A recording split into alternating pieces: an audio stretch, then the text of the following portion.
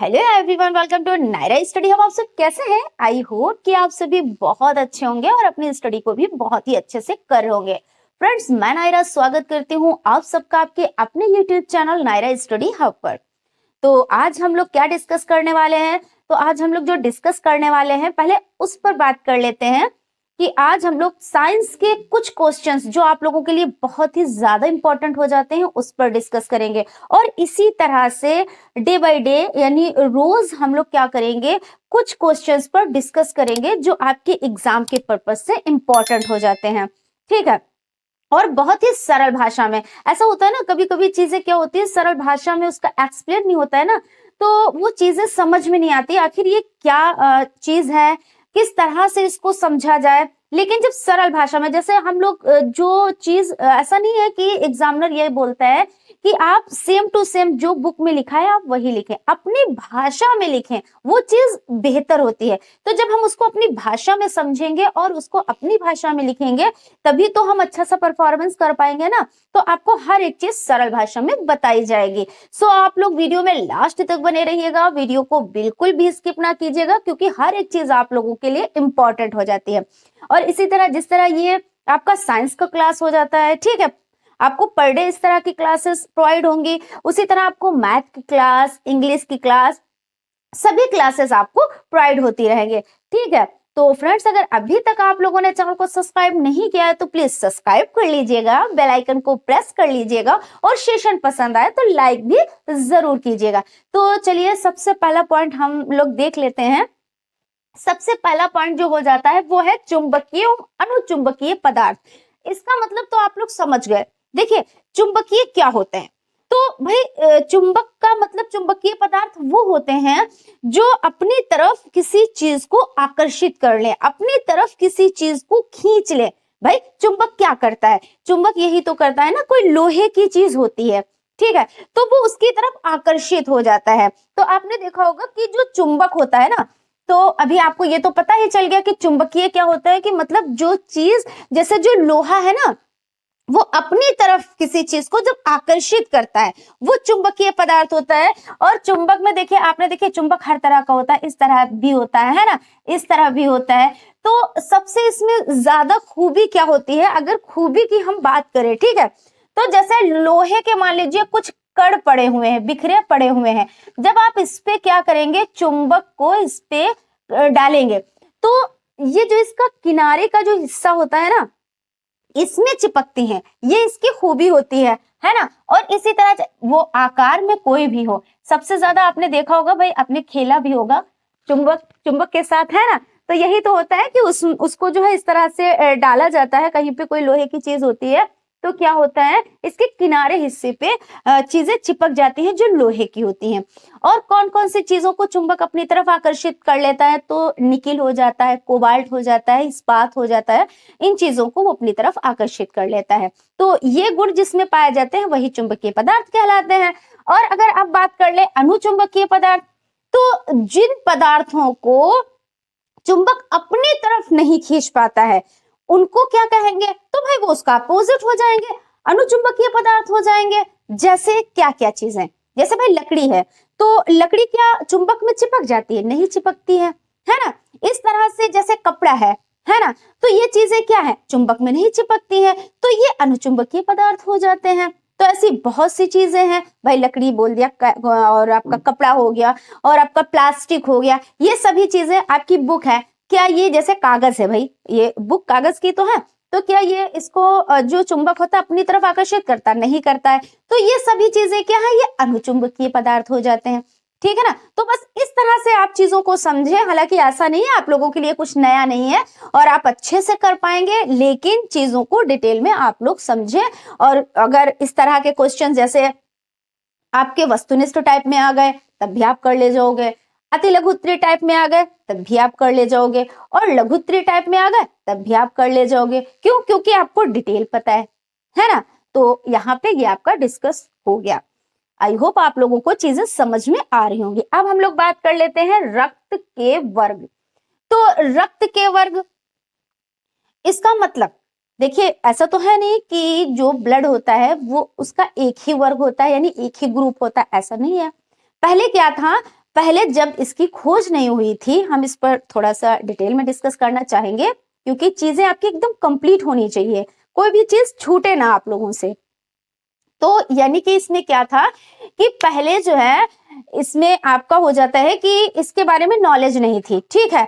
तो क्या होता था कि जब ब्लड चढ़ाना होता था तो किसी भी व्यक्ति की, जैसे मान लीजिए किसी भी व्यक्ति को नीड है ब्लड की, तो क्या होता था एक ही जैसा, मतलब किसी भी व्यक्ति को पकड़ के उसका ब्लड उस पर चढ़ा दिया जाता था, ठीक है। तो इसमें क्या होता था कि ज्यादातर लोगों की मृत्यु हो जाती थी। अब ऐसा क्यों होता था? इसलिए होता था क्योंकि अगर सेम ग्रुप चढ़ गया तब तो वो इंसान या जो मनुष्य है वो उसको जिंदगी मिल गई, और अगर ऐसा नहीं हुआ, भाई जांच तो हुई नहीं थी, चेक तो हुआ नहीं था, इसके बारे में मालूमात तो थी ही नहीं, है ना। और जब मालूमात नहीं थी तो ऐसे ही मतलब चढ़ा दिया जाता था। तो जब चढ़ाया जाता था तो वो तो सौभाग्यवश, ऐसा आप बोल सकते हो अगर सरल भाषा में बोला जाए कि सौभाग्यवश अगर सेम ग्रुप का चढ़ गया ब्लड तब तो ठीक है, वरना गलत है। फिर उसके बाद क्या हुआ, इसमें ग्रुप वाइज चीजों को समझा गया कि हाँ नहीं, ब्लड जो होता है उसमें ग्रुप में बटा होता है। अगर सेम ग्रुप का है कोई बंदा और उसको नीड है और सेम ब्लड जो है चढ़ना चाहिए तो ठीक है, वरना नहीं ठीक है, ठीक है ना। तो इस तरह से, तो इसमें कितने ग्रुप्स में इसको डिवाइड किया गया? इसको डिवाइड किया गया 4 ग्रुप्स में। कितने? तो 4 में। कौन कौन से हम लोग समझ लेते हैं, इसको इरेज कर देते हैं, ठीक है।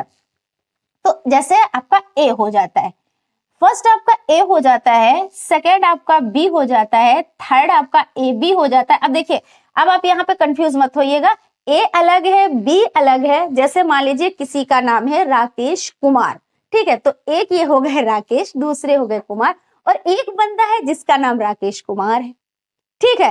तो इस तरह से ये 3 ग्रुप हो गए। अब देखिए यहाँ पे समझ लेते हैं, एक बंदा हो गया ओ ग्रुप का, ठीक है। तो इस तरह से 4 ग्रुप हो गए। अब यहाँ पे हम इसमें और भी थोड़ा सा डिस्कस कर लेते हैं। तो जो ए ग्रुप का बंदा है उसको यही ग्रुप चाहिए, ठीक है ना। इसको अगर नीड है कि हमको भाई ए ग्रुप का बंदा है, उसको ब्लड की नीड है, तो उसको सेम ग्रुप ही चाहिए। तो पहले जांच होती है, उसके बाद सेम ग्रुप का ब्लड ही उसमें चढ़ाया जाता है, ठीक है।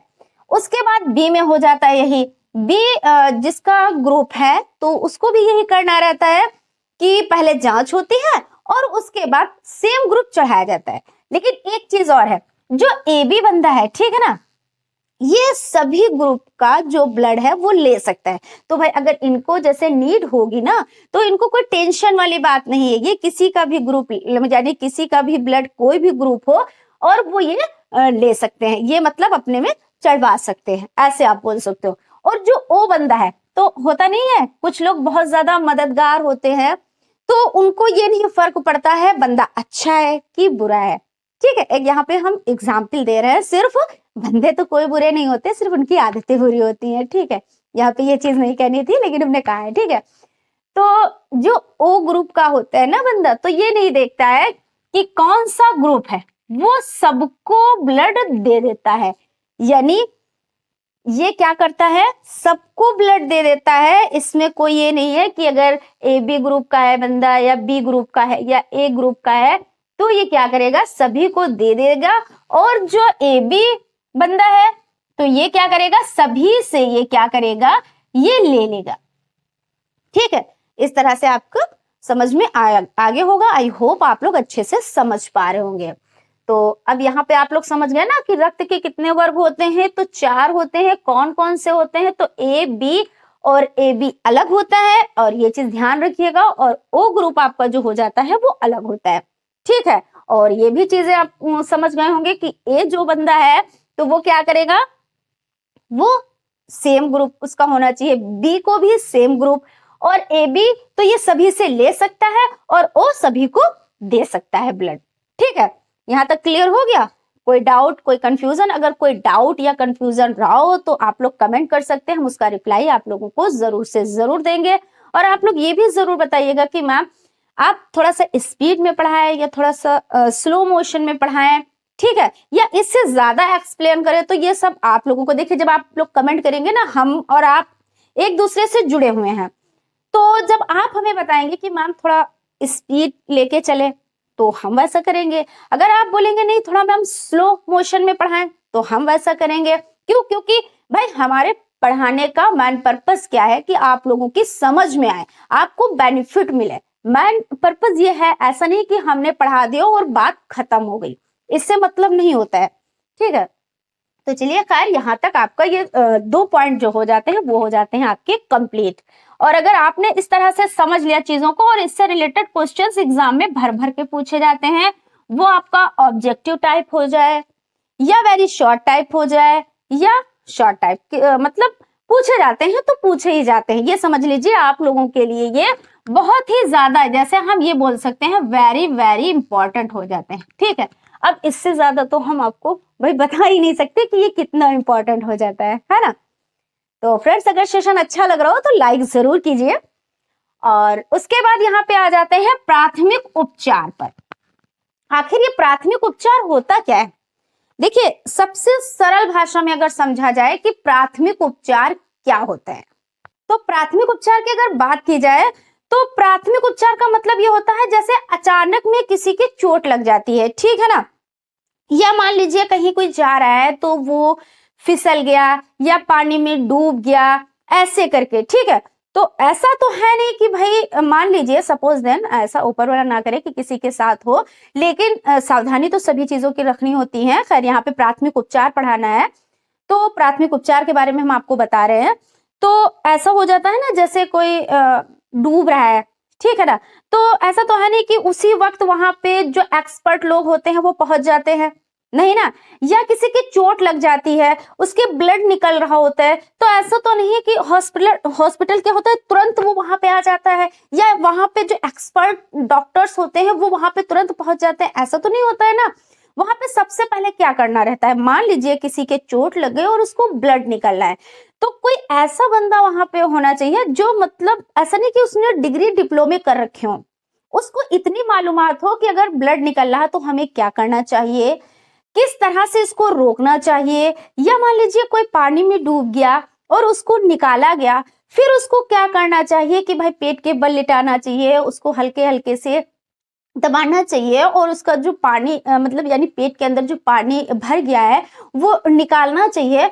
तो और जो मिट्टी वगैरह है या घास कूड़ा जो भी मुंह में चला गया उसको निकालना चाहिए। तो इतनी मालूमात होनी चाहिए, है ना।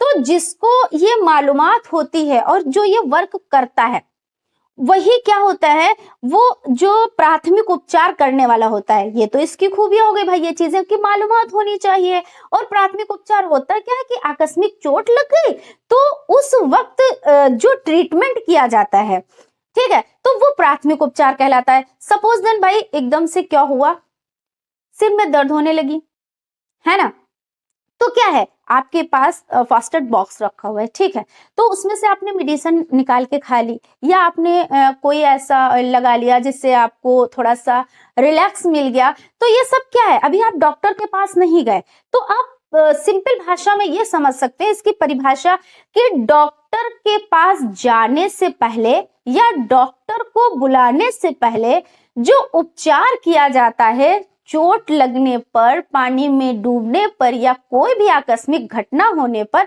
उसी को क्या कहा जाता है, उसी को कहा जाता है प्राथमिक उपचार।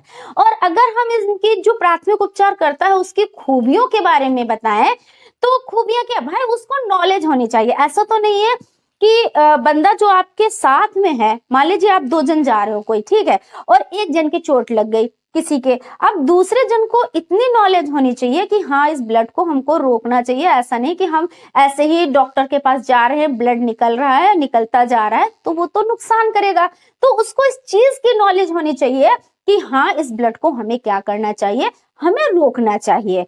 तो पहले वो अपना ट्रीटमेंट कर लेता है और उसके बाद वो डॉक्टर के पास लेके जाता है। तो ये हो जाता है प्राथमिक उपचार, ठीक है। और प्राथमिक उपचार के लिए आवश्यक बातें जो भी हमने आपको बताई कि अगर कोई पानी में डूब गया और उसके बाद उसको निकाला गया, अगर पानी भर गया है पेट में तो क्या होता है कि उसको पेट के बल लिटा दिया जाता है और उसको क्या किया जाता है, हल्के हल्के से दबाया जाता है। तो उसमें जो उसके शरीर में जो पानी चला जाता है वो निकल जाता है।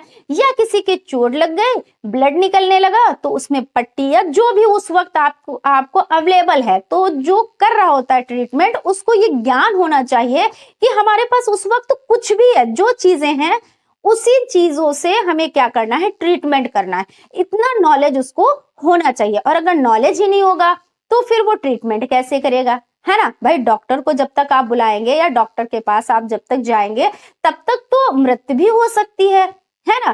तो ये सभी चीजें हो जाती है, तो ये खूबियां होनी चाहिए, ठीक है ना। तो आप लोग अच्छे से समझ गए होंगे कि प्राथमिक उपचार होता क्या है। हम एक बार फिर से आप लोगों को बता देते हैं कि डॉक्टर के पास जाने से पहले या डॉक्टर को बुलाने से पहले जो घर ही पर या उस स्थल पर उपचार किया जाता है जहां पे घटना होती है, उसी को क्या कहा जाता है, प्राथमिक उपचार कहा जाता है, ठीक है। अब हम लोग चलते हैं पारितंत्र के बारे में समझ लेते हैं। तो पारितंत्र क्या होते हैं, देखिए पारितंत्र में जैविक और अजैविक घटक होते हैं। कौन कौन से होते हैं इसको हम समझेंगे और इसको भी इरेज किए लेते हैं, ठीक है ना। तो पारितंत्र क्या होता है यहाँ पे समझ लेते हैं। देखिए जो पारितंत्र होता है उसमें क्या क्या होता है, जैविक और अजैविक। क्या क्या होता है, एक हो जाता है जैविक, दूसरा हो जाता है अजैविक। तो जैविक का मतलब क्या होता है, जैविक अजैविक। तो जैविक मतलब जो जिंदा है, क्या है, जो जिंदा है वो जैविक है। और जो जिंदा नहीं, आ मतलब लग गया कि नहीं, आ का मतलब क्या होता है, नहीं। जैसे कहते हैं कोई चीज समान, कहते हैं हमारे समान। फिर असमान यानी नहीं समान, है ना। तो इस तरह से जो जैविक है यानी अगर सरल भाषा में समझा जाए तो जो जिंदा है, जिसमें जान है, और अजैविक जो जिंदा नहीं है। आप ऐसे इस तरह से इसको बड़ी ही सरल भाषा में समझ सकते हैं, ठीक है, जो जिंदा नहीं है। अब देखिए इसको कैसे समझे, जैविक में क्या क्या चीजें आती हैं, जैसे पेड़ पौधे हो जाते हैं। भाई पेड़ पौधे क्या करते हैं, श्वास लेते हैं, भोजन ग्रहण करते हैं, बढ़ते हैं, सभी चीजें हैं। और भी जो चीजें जो जिंदा है वो सभी किस में आती है, जैविक में आते हैं। भाई जानवर हैं, पशु पक्षी, मतलब जानवर में पशु ही होते हैं और पक्षी हो जाते हैं, मनुष्य हो जाते हैं। अजैविक में क्या हो जाते हैं, पर्वत हो जाता है और जल हो जाता है, नदियां हो जाती है, तालाब हो जाते हैं, भूमि हो जाती है। ये सभी क्या है भाई, ये अजैविक है। आपके पास बहुत सी चीजें होंगी, जैसे आपका चेयर है, टेबल है, ये सब क्या है, ये अजैविक है, ये जिंदा नहीं है ना। लेकिन क्या है, हमको चारों तरफ से हमें क्या है, हम उससे बंधे हुए हैं, सभी चीजें एक दूसरे से बंधी हुई हैं। क्योंकि ये भी चीज अगर नहीं होगी, भाई जल नहीं होगा क्या हम जिंदा है, भूमि नहीं होगी, पृथ्वी नहीं होगी, तो हम रहेंगे किस पे, पर्वत भी जरूरी, मतलब हर एक चीज जरूरी है। तो जो ये पारितंत्र बना है ये किससे बना है, जैविक और अजैविक घटकों से बना है। इसमें अगर हम बात कर लेते हैं, इसको इरेज किए देते हैं, ठीक है। अगर हम बात कर लेते हैं तो जैविक में देखिए जो क्या होता है, एक तो होते हैं उत्पादक। क्या होते हैं, उत्पादक। और उत्पादक का मतलब क्या होता है, जो उत्पाद करता है, ठीक है, उत्पादक। और एक क्या होता है, उपभोक्ता। क्या होता है, सॉरी यहाँ पे उपभोक्ता लिखना है, ठीक है ना, उपभोक्ता। उपभोक्ता आपका हो जाता है, ठीक है। तो उत्पादक में क्या क्या चीजें आती हैं, तो देखिए हरे जो पेड़ पौधे होते हैं तो वो क्या कहलाते हैं, वो उत्पादक कहलाते हैं। क्यों कहलाते हैं, क्योंकि क्या होता है, जो सूर्य है, क्या है, ये आपका हो जाता है सूर्य, ठीक है। सूर्य के प्रकाश में क्या करते हैं, जो हरे पेड़ पौधे होते हैं, आप इस तरह से कर सकते हैं चित्रवाइज। हरे जो पेड़ पौधे होते हैं वो क्या करते हैं, अपना भोजन स्वयं बना लेते हैं, किससे, तो सूर्य के प्रकाश। अब आप कहेंगे कि मैम क्या सूर्य के प्रकाश से सिर्फ हरे पेड़ पौधे ही भोजन बनाते हैं, क्यों, हमें भी तो सूर्य का प्रकाश मिलता है, क्या इसमें भी बंटवारा है, तो बिल्कुल भी नहीं, बंटवारा बिल्कुल भी नहीं है। लेकिन क्या है, जो हरे पेड़ पौधे होते हैं ना वो सूर्य के प्रकाश से सीधे भोजन बना लेते हैं। और जो जैसे हम लोग हैं क्या करते हैं, किसी ना किसी पर निर्भर होते हैं। भाई जो पशु पक्षी हो जाते हैं वो भी किसी पर निर्भर होते हैं। हम लोग जो है है ना, वो भी किसी पर निर्भर होते हैं। लेकिन जो पौधे होते हैं वो किसी पर निर्भर नहीं होते हैं, वो सूर्य के प्रकाश में अपना भोजन स्वयं बना लेते हैं। और जो भोजन अपना स्वयं बना ले वो क्या कहलाएगा, वो उत्पादक कहलाएगा। अब उपभोक्ता क्या होता है, तो उपभोक्ता ये होता है कि जो किसी पर निर्भर होता है। अब देखिए, इन पेड़ पौधों को कौन खाएगा, इन पेड़ पौधों को भाई, जैसे ऐसा नहीं कि एक ही चीज कोई खाती है, पेड़ पौधों को हम अगर कहे बकरी खाती है तो सिर्फ बकरी ही खाती है और कोई नहीं खाता, ऐसा तो नहीं भाई। कीट पतंगे भी घास फूस खाते हैं, बकरी भी खाती है, गाय भी खाती है। तो ये सभी क्या है, ये पेड़ पौधों पर डिपेंड होते हैं। ठीक है, तो यहाँ पे आप बकरी भी लिख सकते हैं, खरगोश भी लिख सकते हैं, खरगोश हो गया। ठीक है ना, तो इस तरह से जितने शाकाहारी होते हैं, आपको तो पता ही कौन कौन शाकाहारी होते हैं, तो वो इन पे डिपेंड करते हैं हरे पेड़ पौधों पर, तो इसलिए जरूरी हो जाता है। फिर उसके बाद इन खरगोश को कौन खाता है, भाई इससे बड़े जो जानवर हैं, ये तो हो गया शाकाहारी। क्या हो गया, ये हो गया आपका शाकाहारी। ठीक है, ये शाकाहारी हो गया। अब जो इन जंतुओं को खाएगा वो क्या कहलाएगा, वो भाई मांसाहारी कहलाएगा। हम यहाँ पे लिख देते हैं, वो क्या कहलाएगा, वो मांसाहारी कहलाएगा, क्योंकि भाई जीव जंतुओं को जो खाएगा वही तो मांसाहारी कहलाएगा ना। और जो हम लोग जैसे मनुष्य जो हो जाते हैं, वो क्या, वो तो भाई देखिए हाथी से लगा के चींटी तक सभी को खा जाता है ना भाई। हर जगह पे क्या होता है भाई, हर एक चीज की व्यंजन बनते हैं। कहीं पे देखिए चींटियों की चटनी बनाई जाती है, लाल चींटियों की, है ना, कहीं पे सांप का व्यंजन बनाया जाता है। तो यानी कहने का मतलब यह है, जैसे हमने कहा कि हाथी से लगा के चींटी तक मनुष्य सभी को खा जाता है, तो हम लोग क्या हुए, हम लोग हुए सर्वाहारी, यानी सभी चीज, घास भी यानी कि साग सब्जी भी खाते हैं और मांस मच्छी भी खाते हैं। हम ये सभी के लिए नहीं बोल रहे हैं, जो लोग खाते हैं उनके लिए हम बोल रहे हैं, कुछ लोग नहीं भी खाते हैं, है ना। तो यहाँ पे कोई ऐसा नहीं कि हम इसलिए बोल रहे हैं क्योंकि यहाँ पे जो सर्वाहारी में आते हैं, हम सर्वाहारी की बात कर रहे हैं, कोई मनुष्य, कोई एक जन की हम बात नहीं कर रहे हैं। क्योंकि बहुत जल्दी ना इश्यू भी लोग करने लगते हैं कि मैम हम तो खाते ही नहीं, आपने ऐसे बोल दिया कि सभी लोग खाते हैं। ऐसे नहीं है, हम मनुष्यों के लिए बोल रहे हैं। ठीक है, तो ये चीज समझ के चलिए, क्योंकि स्टडी है तो स्टडी तरीके से करिए, कोई इसमें वो चीज नहीं है। ठीक है ना, क्योंकि भेदभाव या हम यहाँ पे इसके लिए नहीं आए, हम सिर्फ मेन मकसद क्या है, पढ़ाने का है और चीजों को बताने का है। ठीक है, क्योंकि मनुष्य क्या होता है, तो सर्वाहारी होता है, साग सब्जी मांस मच्छी सभी चीज खा लेता है। ठीक है, तो ये आपका हो जाता है खरगोश। क्या हो जाता है, तो ये पेड़ पौधों को यानी पत्तियों को खाता है। फिर खरगोश को कौन खाता है, जो मांसाहारी जंतु होते हैं वो खाते हैं। फिर क्या होता है, यानी प्राथमिक उपभोक्ता, द्वितीय उपभोक्ता, उसके बाद क्या होता है, तृतीय उपभोक्ता। तृतीय उपभोक्ता में क्या होता है, जो छोटे जंतुओं को बड़े जंतु खाते हैं। ठीक है, और उसके बाद क्या होता है, अपघटक होता है। अपघटक का मतलब होता है जो बड़े जंतु होते हैं तो उनको फिर कौन खाता है, कैसे वो क्या होता है, एक संतुलन बनाए रखा जाता है, किस तरह से। क्योंकि अगर इस तरह से सोचा जाए कि पृथ्वी पर अगर बात की जाए तो अगर सभी जिंदा रहे ना, तो पृथ्वी पर एक ही चीज की इतनी बढ़ोतरी हो जाएगी कि दूसरे के रहने की जगह ही नहीं। लेकिन एक संतुलन बना हुआ है हर चीज का, कि जो बच्चे जन्म भी लेते हैं तो जो जैसे कुछ होते हैं भाई, उनकी मृत्यु भी होती है। पर सेकंड अगर किसी का जन्म हुआ तो पर सेकंड किसी की मृत्यु भी होती है।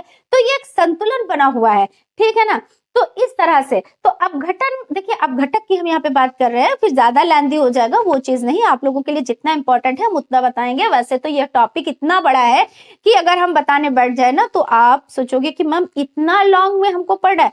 लेकिन क्या है, अभी आप लोगों को जितना आप लोगों के लिए इंपॉर्टेंट है हम उतने पे डिस्कस करेंगे। ठीक है, तो अपघटन का मतलब ये होता है जैसे किसी की आकस्मिक मृत्यु हो जाती है। जैसे कभी कोई ट्रेन से ऐसा होता है ना कि डेथ हो जाती है, तो वो लावारसी में आ जाती है और वो उसको कोई तो चींटी वगैरह होती है उनको खा डालती हैं ऐसे करके। या किसी पशु की मृत्यु हो जाती है तो उनको क्या होता है, चील गिद्ध सब खा जाते हैं। तो वो क्या करते हैं, वो सफाई कर्मी कहलाते हैं। क्यों, क्योंकि देखिए अगर पृथ्वी पर इसी तरह से उनके जो डेथ शरीर है तो वो अगर पड़ा रहेगा तो क्या होगा, बदबू आएगी, है ना, कीटाणु फैलेंगे, सभी चीजें होंगी। मगर क्या है, जो सफाई कर्मी है यानी जो प्रकृति के सफाई कर्मी है वो कर डालते हैं सफाई। जैसे कवक, शैवाल, ये सभी जो देखो आज आपने देखा कि वहां पे कुछ है और कल आपने देखा कुछ नहीं है, वो भूमि में मिल जाता है ना। तो इस तरह से ये अपघटक कहलाते हैं। तो अब आप लोग समझ गए ना कि पारितंत्र कैसे है भाई, जैविक और अजैविक से बना है। और उसमें जैविक में जो जिंदा होते हैं, अजैविक में जो जिंदा नहीं होते हैं। और उसमें आपका देखिए उत्पादक, उपभोक्ता और अपघटक आ जाता है। और उत्पादक कौन होता है? तो जो हरे पेड़ पौधे होते हैं वो हरे पेड़ पौधे यानी अपना भोजन जो स्वयं बनाते हैं वो उत्पादक कहलाते हैं, और पेड़ पौधे अपना भोजन स्वयं बना लेते हैं। और उपभोक्ता जो किसी पर डिपेंड होते हैं, निर्भर होते हैं, वो उपभोक्ता कहलाते हैं। और इनको श्रेणियों में बांटा गया है, प्रथम श्रेणी, द्वितीय श्रेणी, तृतीय श्रेणी और उसके बाद अपघटक। ठीक है, तो यहां तक आपका कंप्लीट हो गया। जो भी थोड़ा सा और रह रहा है तो हम अगले क्लास में इस पर डिस्कस कर लेंगे, जो इंपॉर्टेंट होगा बस उतना ही। और क्वेश्चंस भी हम लोग करते हुए चलेंगे, क्योंकि आप लोग जब डिटेल में पढ़ते हो फिर आप सोचते हो कि क्वेश्चन मैम किस तरह से आएंगे, है ना। तो हम लोग क्या करेंगे, क्वेश्चंस को भी करते हुए चलेंगे और आप लोगों के जो ये मतलब थ्योरी भी पढ़ते हुए चलेंगे, चीजों को समझते हुए भी चलेंगे। तो फ्रेंड्स, आई होप आप लोगों को सेशन पसंद आया होगा। और अगर सेशन पसंद आया तो एक लाइक जरूर करें, और अगर अभी तक आप लोगों ने चैनल को सब्सक्राइब नहीं किया तो प्लीज सब्सक्राइब भी जरूर करें। और एक चीज कहेंगे हम, मंजिल मिल ही जाएगी भटक कर ही सही, मंजिल मिल ही जाएगी भटक कर ही सही, और गुमराह तो वो लोग हैं जो घर से निकले ही नहीं। यानी कहने को मतलब ये हो जाता है कि हमें जब मंजिल मिलती है ना, हमें क्या करना होता है, हमें बहुत भटकना पड़ता है, बहुत स्ट्रगल करना पड़ता है, बहुत संघर्ष करना पड़ता है। और जो संघर्ष से, स्ट्रगल से डरते हैं, यानी जो घर से निकलते ही नहीं है, निकले ही नहीं है इस डर में कि हमें बहुत स्ट्रगल करना पड़ेगा, तो उन्हें मंजिल कैसे मिलेगी, है ना। तो फिर से कहेंगे कि मंजिल मिल ही जाएगी भटक कर ही सही, और गुमराह तो वो लोग हैं जो घर से निकले ही नहीं। तो यहीं पे हम आज का सेशन कंप्लीट करते हैं और मिलते हैं आप लोगों से नेक्स्ट क्लास में। तब तक आप लोग अपना ख्याल रखें, स्टडी को कंटिन्यू करें, और सेशन पसंद आए तो लाइक भी जरूर करें। Thank you.